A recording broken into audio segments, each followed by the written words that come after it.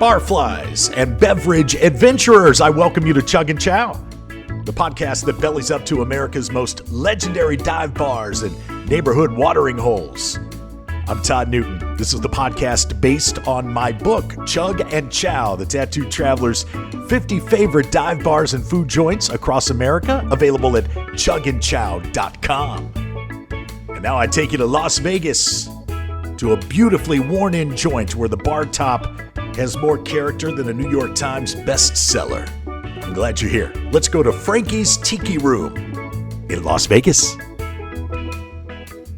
The Las Vegas Strip is undeniably the city's main attraction. With illustrious hotels like Steve Wynn's Encore, Aria, Caesar's Palace, the mesmerizing fountains of Bellagio, and an endless array of casinos, nightclubs, and upscale restaurants, it stretches just over 4 miles from the famous Welcome to Las Vegas sign to Sahara Boulevard. Along the way, there's something for everyone, but as any seasoned visitor will tell you, the nonstop energy can become overwhelming after a day or two. When the crowded sidewalks, overpriced cocktails, and kitschy souvenir shops start to wear you down and you catch yourself checking the cost of an earlier flight home, it's time to step off the Strip and discover a different side of Vegas. Away from the neon-fueled frenzy, the city becomes more relaxed, affordable, and authentic. For a taste of Las Vegas beyond the tourist traps, I head to local favorites like Lotus of Siam, which is my favorite Thai restaurant in the country, and I might add a runner-up for the book Chug Chow. The Peppermill Restaurant and Fireside Lounge is another favorite, featured in Martin Scorsese's classic film Casino. I also enjoy Chicago Joe's, a hearty home-style Italian-cooked meal in a single-family home that was built in 1933, and a place where you don't have to worry about spending all of your blackjack winnings. If you're in the mood to splurge on an old-school Vegas experience, the Golden Steer Steakhouse is an unbeatable choice. The city's oldest steakhouse offers a nostalgic glimpse into Vegas's storied past with its red leather booths dedicated to legendary patrons like Frank Sinatra, Dean Martin, Marilyn Monroe, and, of course, Elvis. Las Vegas has always been a place where you can live differently than you do at home. Dine at exquisite restaurants, stay out a little later than usual, shed your inhibitions to become the person you only dream of being, if only for a short while. Overindulgence is as American as the stars and stripes, and nowhere is it easier to splurge than in Vegas. Consider, for example, the difference between a typical cocktail and the 24-karat gold martini at the Chandelier Bar in the Cosmopolitan. This extravagant concoction mixes top-shelf spirits with edible 24-karat gold flakes, and it is served in a uniquely designed glass that is sure to turn heads. And it should. After all, you'll pay $50 for it. What happens in Vegas stays in Vegas, especially when we're referring to your money. But that's all part of the fun. Las Vegas welcomes nearly 42 million tourists every year, offering them countless opportunities to unwind and celebrate with drink in hand, from elegant cocktail lounges within mega resorts to neighborhood dive bars on the city's outskirts. Approximately 2,000 licensed establishments serve alcohol across the city. Among these, Frankie's Tiki Room stands out as a unique destination, masterfully blending old Vegas kitsch with modern Polynesian flair.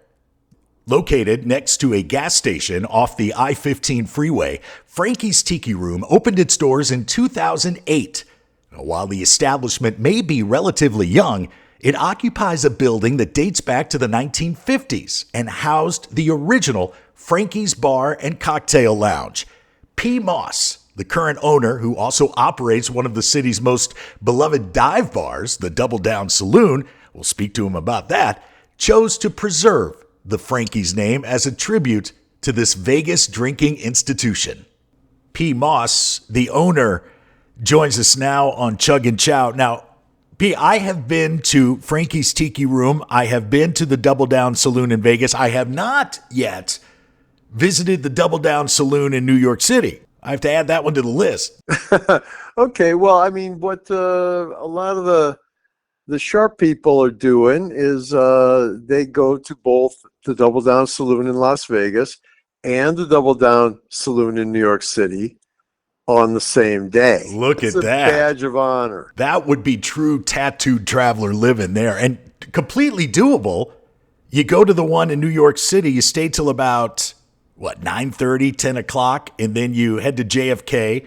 You catch that 10:30, 11 o'clock flight to Vegas. With the time difference, you still have the whole evening to hang at the Double Down in Vegas. And that's what they do. They almost always start in New York and then fly west. And I know we're here to talk about Frankie's Tiki Room, but Double Down Saloon is a classic dive bar. And correct me if I'm wrong, P, that is the home of the bacon martini, is it not? Yes. Well, Double Down is. I am the person who invented the bacon martini. You must elaborate on that, please, sir. Well, there really wasn't much to it. It was a long time ago. It was probably 25 years ago. And, people had been infusing a lot of fruit, with vodka. Mm-hmm. Like you would see the big containers of vodka with strawberries or vodka with pineapples, and they would let it just mature a little bit, and they would serve it, and yeah, why not? And I got the idea one day, well, why not do that with bacon? It's America's favorite food. I mean, why not? And so I never really thought about it again. And we were having a bartenders meeting at Double Down one Saturday morning. One of the bartenders said, "You know what? We need a bacon drink." And I go, "Well, you know what? I just happen to have one." And so by the next day, we had the bacon martini, which it's an acquired taste. But what's really amazing is the bacon Bloody Mary. Ooh. It's breakfast in a glass. It's just amazing. And yeah, and it just that's simple. And advertised brilliantly, by the way. It's just a piece of white poster board with big black letters that says bacon martini. What is it, $5? I mean, that expensive. It's inflation these days. I think it's up to $7, but where else are you going to get any kind of a drink for $7 these days? Let's talk Vegas for a second. Are you a native, or what's your connection? I've been in the city. I've been here for a long time, and my connection was I came here because I'm a gambler, and I like to play cards. I like to sit around in the sports books, which I don't anymore. But in the old days, and not that long ago, but like 20 years ago, 30 years ago, the sports books were pretty good. All the old men were sitting there smoking cigars and telling stories all day, and it was amazing just to sit there and listen to them. Yeah. Well, they're all dead, and now all the sports books are shiny and stupid, and so it's a thing of the past. But that's what brought me here, because that's amazing, and I'm happy that I was able to, be a part of that for just even a little bit on the tail end of it. So that's why I came, and I always wanted to open a bar, and so I put the two things together. I'd been living in LA, and when the time was right, I was going to come to Las Vegas and open a bar and be here. It was a different town then. Yeah. It was a lot smaller and a lot more fun. That's why I came, and I opened Double Down because I wanted to open a bar that I personally would enjoy being at. And that was the punk rock dive Double Down, which people didn't understand it here. I mean, Double Down's been there for 32 years. And believe me, the powers that be, nobody understood what the hell was going on there. But enough people did, where it grew and it became what it's become today. And after that came New York, and after that came Frankie's, and now I'm talking to you. Yeah. And if bars were a coin, and on one side you have the Double Down Saloon, I think the flip side of that coin, the complete opposite end of the bar spectrum, would be a tiki bar, Frankie's Tiki Room, right? Polar opposites, really. Yeah, true.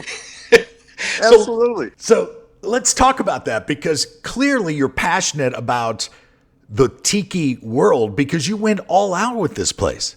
Absolutely. I mean, my partner, Chris Andrus Fay, he and I both separately, even before we met, had the ideas of opening a tiki bar here. And we became partners and doubled down.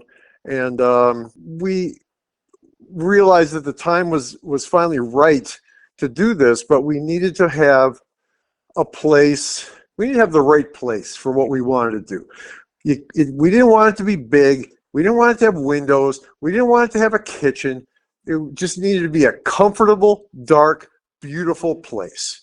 And it needed to be close in to the Strip, because as a 24-hour bar, you would get a lot of people that work in the casinos, because they get off work at, their 5 o'clock could be 2 in the morning, 8 in the morning, whenever, and they, want to go out and have some drinks like anybody who got off at 5 o'clock. When they're working and they want to have drinks on their way home, they stop somewhere really close to their job or really close to their house, nowhere in between. So it took us 3 years. We finally found the right location. There was a bar called FRANKIE'S Bar and Cocktail Lounge, and it had been there since the 50s, prehistoric by Las Vegas standards. And it was just that. It was the late night place. It was the 24-hour place. And then it sort of fell on hard times. And we took it over, we transformed it, and there you go. And you completely committed to the tiki theme. And when I say committed, what I'm referring to is you went right to the top of the tiki mountain when it comes to the person to design this. Bamboo Ben, probably the best in the business, comes from tiki royalty. His grandfather did projects, the Tiki Room for Disney, bars around Hollywood and Los Angeles. Can you tell me what those initial meetings with Bamboo Ben were like when you were just throwing all the ideas against the wall? Well, it's an interesting story, and it involves Double Down. So Chris and I, we didn't know anybody in that tiki art scene, and it was pretty big, but it was based in Southern California mostly. We knew who was who just from magazines and books and this and that. But so we took a little road trip, and we made appointments to go see some of the top tiki carvers and artists in the world who are, located in Southern California. So we went, and to a man, they all said, "Yeah, but I got a big list of guys in front of you. I have a lot of projects, but I'd love to get to it when I get to it." And I'm going, Jesus, and I can't get anything from anybody. And then we go and meet Bamboo Ben, who we had not met before, and we clicked immediately.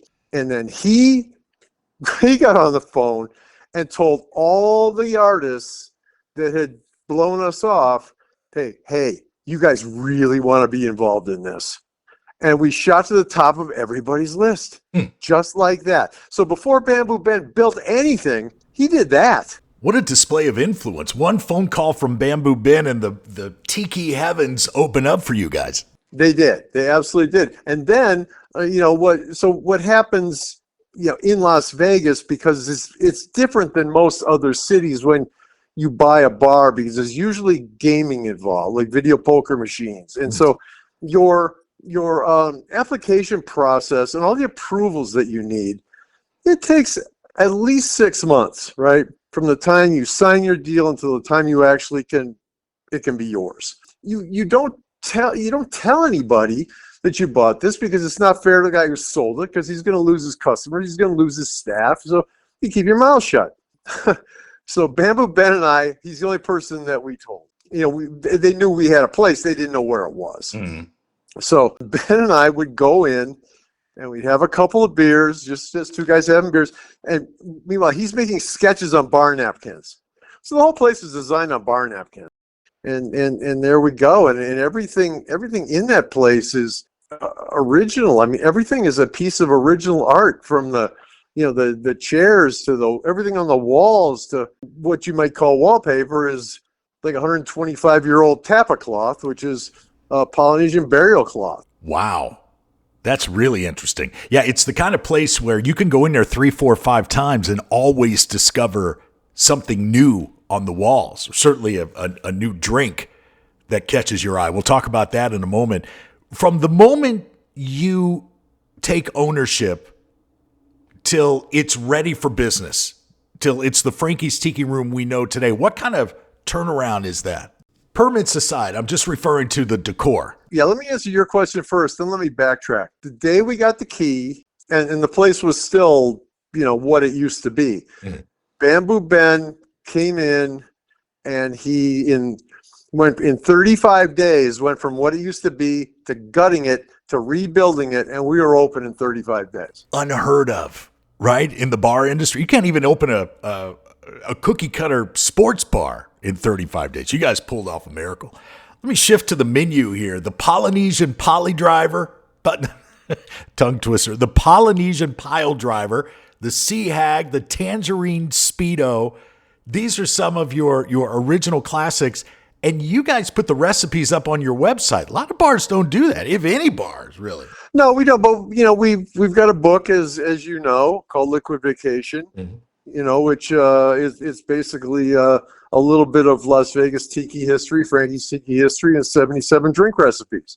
I think 17 of them are classics, and 60 of them are Frankie's originals. So we've got a book which is in its 5th printing. I mean, it's still selling like 15 years later. People can find these recipes if they want to, so why not just openly share them? Can you tell me what it's like to be in one of those bartender brainstorming sessions when you all are concocting a new cocktail to serve up in one of those tiki mugs? You offer specialty collector's item tiki mugs. Those are always very cool. What's it like to just be in the inventive process with you? Well, I mean, I've got my partner Chris and Allison Hartling and Mike Richardson, who used to work for us.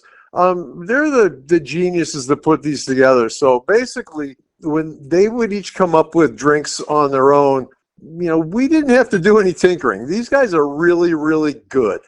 And so when they came up with something, it was just really, really good, and that was it. Case closed.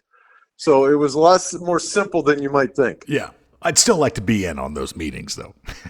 Your location plays a big part in it, too. As we've mentioned, you're off the Strip. I think Vegas is divided into 2 Sin Cities. You've got the Strip Las Vegas that we see on all the travel shows, and then you've got a mile or 2 north of the Strip, what I call the cool Vegas, right?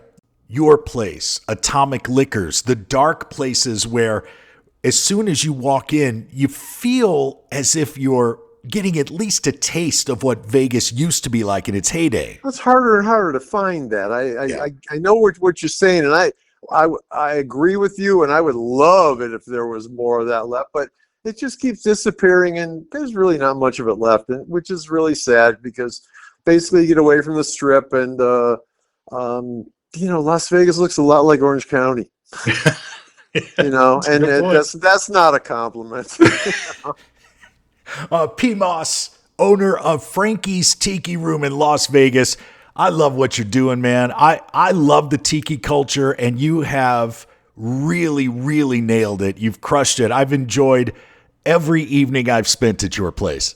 Well, thank you very much. I appreciate that. Frankie's Tiki Room, 1712 West Charleston Boulevard in Vegas. Frankie'sTikiRoom.com. P. Moss? All right, absolutely. I'll talk to you later. The place never closes. That means all roads eventually lead back to Frankie's. The bar seems to wrap its arms around you. You own the moment when your lips touch the straw and that rum enters your soul. The music, everything from Hawaiian ukulele to rockabilly to grunge, is just right for the moment. In a city as frantic as Las Vegas, it's really nice to take a step back and just be yourself.